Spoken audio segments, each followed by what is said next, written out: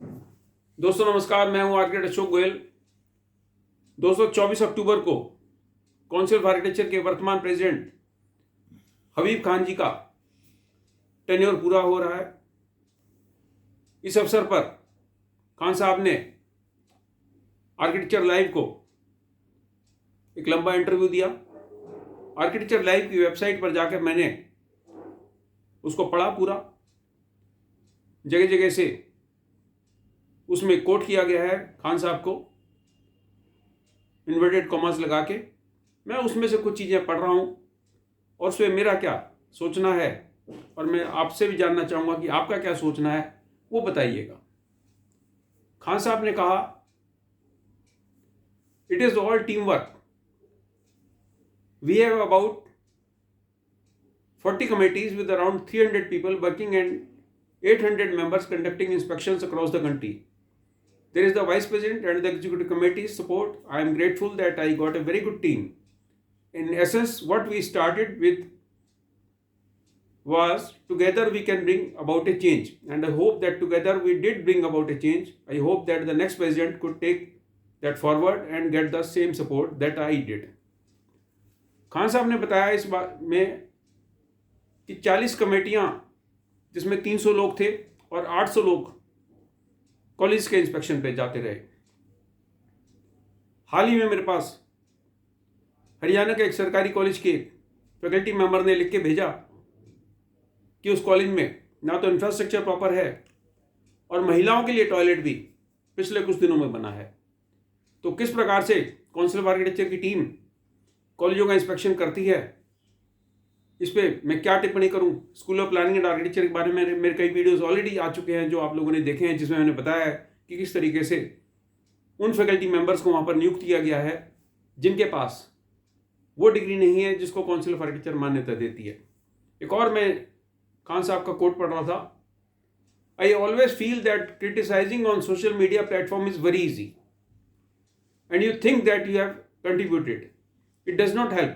But if you feel that something is wrong, it should be your moral duty to correct it. Things will change when you jump into the fray. I believed in this since the beginning, so there was no change in my perception of the council or any other organization. But when I joined, I identified the issues and decided to work on them for the better. Khan साहब का कहना है कि social media पे आलोचना करना बहुत आसान है, लेकिन आप कुछ काम क्यों नहीं करते। खान साहब जब शुरू में आए, मैंने उनका 1 घंटे का इंटरव्यू लिया। बहुत सारे मसलों पे उन्होंने बहुत सीधे शब्दों में मेरे को जवाब दिया और मुझे पूरी उम्मीदें थी कि खान साहब के देखरेख में बहुत सारे काम होंगे। खान साहब ने कहा, सोशल मीडिया पे आलोचना करना बहुत आसान है। मैंने जब भी सोशल मीडिया पर कुछ भी लिखा, मैंने काउंसिल ऑफ आर्किटेक्चर को पत्र लिखा, उस पत्र को स्पीड पोस्ट से भेजा, उस पत्र को ईमेल से भेजा और उस पत्र को सोशल मीडिया पे शेयर करा। यू विल बी सरप्राइज कि मेरे को किसी पत्र का आज तक काउंसिल ऑफ आर्किटेक्चर से कोई जवाब नहीं मिला। स्पीड पोस्ट से भेजे गए पत्र का काउंसिल ऑफ आर्किटेक्चर ने कोई जवाब नहीं दिया, जिसमें मैंने तरह तरह के सुझाव दिए थे, नाटा के बारे में और अन्य चीज़ों के बारे में, आर्किटेक्चर एजुकेशन के बारे में, कॉलेजेस के बारे में, फैकल्टीज़ के बारे में, तरह तरह के सुझाव मैंने रिटर्न में भेजे, जिसको मैं सोशल मीडिया पर लगातार शेयर करता रहा। मेरे को काउंसिल ऑफ आर्किटेक्चर से कोई जवाब कभी नहीं आया। अब बात सुनिए आगे। सोशल मीडिया पे क्रिटिसाइज करना बहुत आसान है। आप लिखे हुए पत्रों का जवाब नहीं देते, आप सोशल मीडिया पे जवाब नहीं देते। आपका Twitter handle, council of architecture का ट्विटर हैंडल 1 साल से मरा पड़ा है। सीओए सोशल पे आप तरह तरह के कुछ भी अपने सेमिनार करते हो, उनके आप वीडियोस डालते हो। सीओए सोशल पे काउंसिल ऑफ आर्किटेक्चर का प्रेसिडेंट का, वाइस प्रेसिडेंट का पिछले 3 साल में कोई ऐसा इंटरव्यू नहीं आया जिसमें काउंसिल ऑफ आर्किटेक्चर की उपलब्धियों के बारे में, काउंसिल ऑफ आर्किटेक्चर की गतिविधियों के बारे में, काउंसिल ऑफ आर्किटेक्चर की योजनाओं के बारे में किसी प्रकार की कोई चर्चा की गई हो। आर्किटेक्चर एंट्रेंस के बारे में, आर्किटेक्ट्स की जबरदस्ती एम्पैनलमेंट और रजिस्ट्रेशन के नाम पर पैसा वसूली के बारे में कभी आज तक काउंसिल की किसी सदस्य ने कोई चर्चा नहीं की। अब बात सुनिए। और काउंसिल ऑफ आर्किटेक्चर की घने सालों से कोई पत्रिका नहीं छप रही। पहले ज़माने में एक पत्रिका छपती थी, वो छपनी भी बंद हो गई और कोई पत्रिका काउंसिल ऑफ आर्किटेक्चर नहीं आ रही। काउंसिल ऑफ आर्किटेक्चर या वेबसाइट पे जाइए, उसको चलाना भी बड़ा एक दुष्कर कार्य है, दुरूह कार्य है। और पढ़ते हैं खान साहब ने आगे क्या कहा। खान साहब ने फिर एक एग्जिट एग्जाम की बात की, जिसकी मैं हमेशा से विरोध कर रहा हूँ, लाइसेंस टू प्रैक्टिस एग्जाम या एग्जिट एग्जाम, जिसका मैं हमेशा से विरोध कर रहा हूँ। इसके बारे में मैंने इंटरव्यू में कहा भी था कि एग्जाम लेना गलत होगा। खान साहब ने कहा था हम इस एग्जाम को जरूर लेंगे। उसके बारे में खान साहब ने क्या कहा सुनिए। This exam will also test the institutes and the quality of education that they provide. It will also facilitate reciprocal arrangements with other countries. Most of the countries have a professional examination to get registered as an architect. In the long run, a mere degree would not entail you to sign as a registered architect. One may be an architect in other capacity, but to sign and take ownership of the project, one needs to be a registered architect. It will bring an accountability to the profession. Khan साहब का कहना है कि अगर हम licence to practice exam लेंगे तो educational institute की भी जिम्मेदारी बनेगी और आर्किटेक्ट्स की भी जिम्मेदारी बनेगी। यह बात मेरी समझ से बाहर है। जब आप एजुकेशनल इंस्टीट्यूट का सर्वेक्षण करते हैं, जब आप उसका इंस्पेक्शन करते हैं, तो उसके सारे मापदंड तो वहीं तय हो जाने चाहिए कि ये सारी educational institute council of architecture के नियम कायदे के अनुसार चल रही हैं, इन सारी इंस्टीट्यूट में आर्किटेक्चर के मिनिमम स्टैंडर्ड्स का पालन हो रहा है।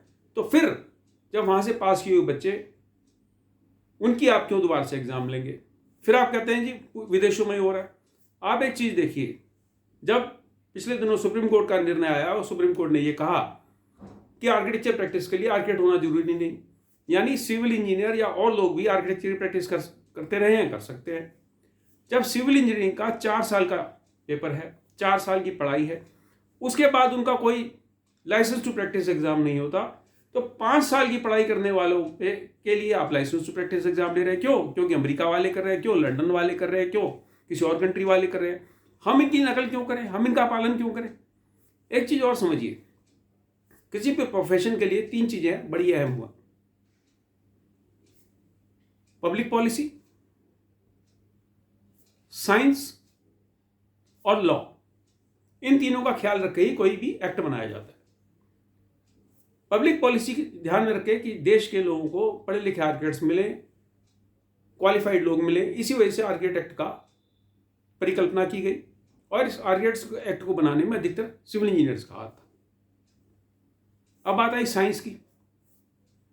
ऑलरेडी सिविल इंजीनियर्स नक्शे बनाने का काम कर रहे थे, बिल्डिंग प्लान सैंक्शन कराने का काम कर रहे थे। क्यों जरूरी समझा गया कि एक नया सब्जेक्ट लाया जाए, आर्किटेक्चर लाया जाए? क्योंकि विदेशों में था।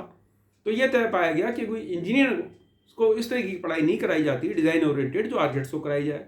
तो इस साइंस का नियम उसके अंदर जोड़ दिया गया कि भाई हम वो चीज़ पढ़ाएं उनको जो डिजाइनिंग के लिए इंपॉर्टेंट है, और वही सारा करिकुलम सिलेबस बनाया गया। अब बात आई लॉ। तीसरा कंपोनेंट था एक्ट को बनाने में, एक्ट की लैंग्वेज तैयार करने में, कानून का, कानूनी पहलुओं का।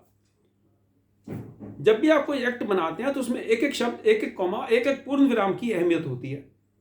और यही एक ऐसा कारण था कि उस एक्ट में कहीं पे भी आर्किटेक्चर प्रोफेशन को सिर्फ आर्किटेक्ट्स के लिए नियत नहीं किया गया।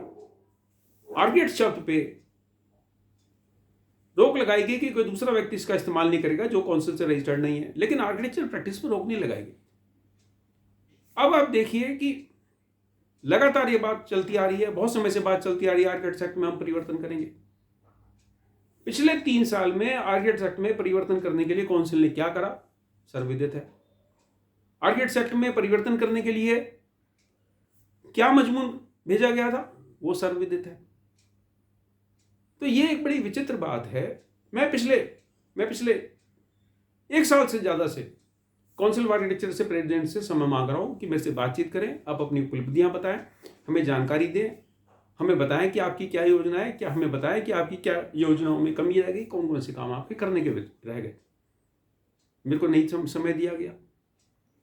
अब मेरे पास क्या जरिया है, मेरे पास संवाद का क्या जरिया है? या तो सोशल मीडिया, या मैं काउंसिल ऑफ आर्किटेक्चर को पत्र लिखूं, या मैं काउंसिल ऑफ आर्किटेक्चर के बारे में वीडियो बनाऊं, या मैं काउंसिल ऑफ आर्किटेक्चर को ट्विटर पे लिखूं, या मैं उसको फेसबुक पे लिखूं। जब मेरे पास कहीं से कोई जवाब नहीं आएगा तो मैं आपसे डायरेक्ट संवाद करूंगा, मैं आपसे बात करूंगा, आर्किटेक्ट्स संप्रदाय के लोगों से बात करूंगा। मेरा सभी आर्किटेक्ट्स से निवेदन है, आईआईए के सीनियर मेंबर से निवेदन है। काउंसिल ऑफ आर्किटेक्चर के प्रेसिडेंट की टर्म खत्म हो रही है, लेकिन एग्जीक्यूटिव कमेटी की टर्म नहीं खत्म हो रही, काउंसिल की वाइस प्रेसिडेंट की टर्म नहीं खत्म हो रही, काउंसिल के और जो 50% मेंबर हैं उनकी टर्म नहीं खत्म हो रही। उन सबसे मेरा आग्रह है, उन सबसे मेरा निवेदन है कि आर्किटेक्चर फ्रेटर्निटी में जो एक उदासीनता की भावना है उसको दूर करें। जो उनका जगह जगह शोषण हो रहा है एम्पैनलमेंट के नाम पे, रजिस्ट्रेशन के नाम पे, उसको दूर करें। युवा आर्किटेक्ट्स के सामने जो बेरोजगारी की समस्या है उसके बारे में कुछ सोचें। आर्किटेक्चर कॉलेज में ठेकेदारी पे पढ़ाई हो रही है, सरकारी आर्किटेक्चर कॉलेज में ठेकेदारी पे यानी कॉन्ट्रैक्ट पे पढ़ाई हो रही है। कई जगह तो हालत या 50% से ज्यादा लोग ठेकेदारी पे पढ़ा रहे हैं।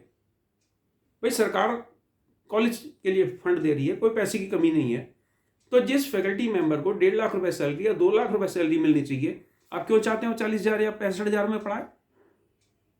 तो जब भावी आर्किटेक्ट्स के निर्माण में जिन लोगों की आप भागीदारी चाहते हैं, आप उनको पूरी तनख्वाह देने को तैयार नहीं है, ये कौन तय करेगा? आर्किटेक्चर कॉलेज में सही प्रकार की फैकल्टी हो, उनके पास सही क्वालिफिकेशन हो, उनको सही तनख्वाहें दी जाएं, महिलाओं के लिए शौचालय हो, ये कौन तय करेगा? ये बात हम सोशल मीडिया पे नहीं कहें तो कहाँ कहें? हम आपको ईमेल से पत्र नहीं लिखे तो कहाँ जाके लिखें? क्या हम हर चीज़ मिनिस्ट्री ऑफ एजुकेशन को लिखें? अगर हम मिनिस्ट्री ऑफ एजुकेशन को पत्र लिखेंगे तो आप कहेंगे साहब आप मिनिस्ट्री ऑफ एजुकेशन पे चले गए, पहले एक बार हमारे पास तो आते, हम तो आपके पास बार बार आ रहे हैं, काउंसिल के जो नए प्रेसिडेंट आएंगे उनके पास भी हम बार बार जाएंगे और संवाद हम कायम रखेंगे। काउंसिल का जो भी नया प्रेसिडेंट आए उसको मेरी बहुत बहुत शुभकामनाएं। आप सबको भी नमस्कार।